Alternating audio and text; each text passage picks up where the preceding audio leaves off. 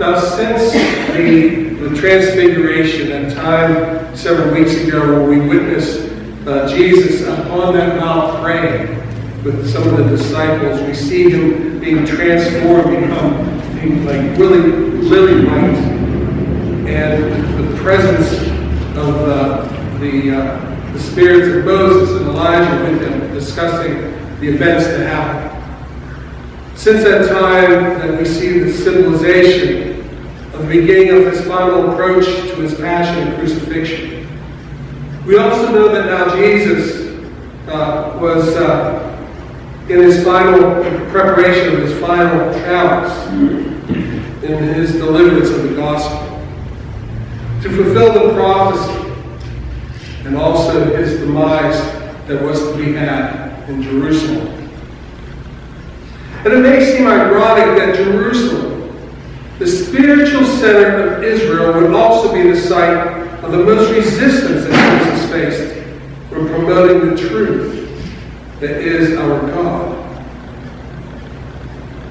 But in truth, even today, the institutions that many times proclaim their greatest alliances with God sadly fall victim to some of our greatest sins of greed, corruption, and manipulation.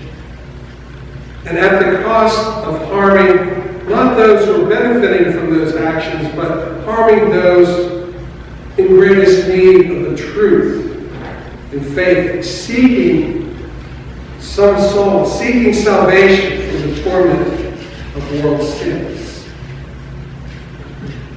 Now, at the time of this reading from Luke, we also know that John the Baptist had already been beheaded by Herod. For John called out the king for his immoral living. John also called into question the devotion and the spirituality of the Pharisees, the Sadducees, the ruling class, the authorities, and the Sanhedrin, the high council over Israel. And because of this, they wanted to silence him because he stirred up the people. And Herod didn't want to be challenged. So therefore, they took his life. And here today, we also witness how Jesus also had issue with the ruling class. How they were like those around us today. To be examples. They are to be beacons of hope, like Jesus. But also we see that the abominations of them taking advantage of their place of authority.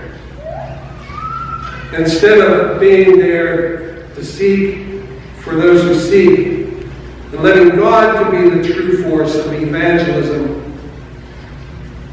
they are not of that nature, but instead use worldly interpretation and stereotype. Now, as Jesus stated in Luke 13, verse 34, how often I would have gathered you, your children, together, as a hen gathers her brood under her wings, and you would not. And Christ's words are strong here. We always want to see him as embracing, loving, but very strong words. He says, your house is forsaken. Christ is not condemning the spiritual church for the collection of people, though I grant you. Christ is condemning those who stand upon a pseudo-definition of the house of God and aiding their own status.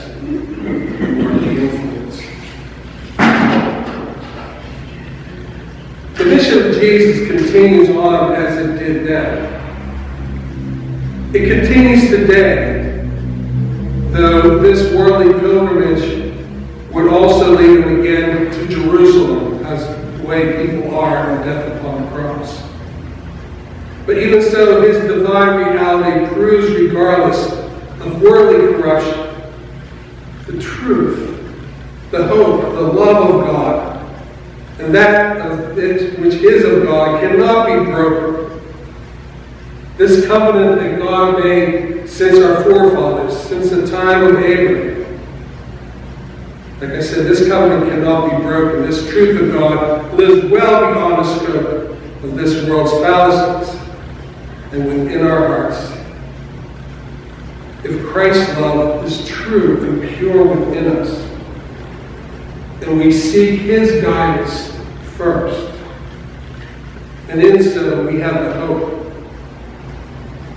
and direction and the courage to live this life knowing the joy that is to come.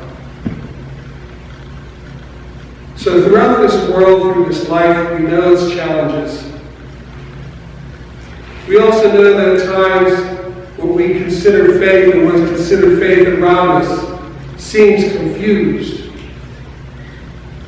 But if we seek Christ first in our lives, seek to know the true message, not just the general opinion, the popular opinion, but how Christ speaks to us uniquely, He will guide us, He will show us the way.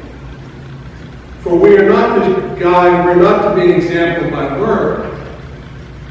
We are to be examples by our actions, by our presence in this world around us.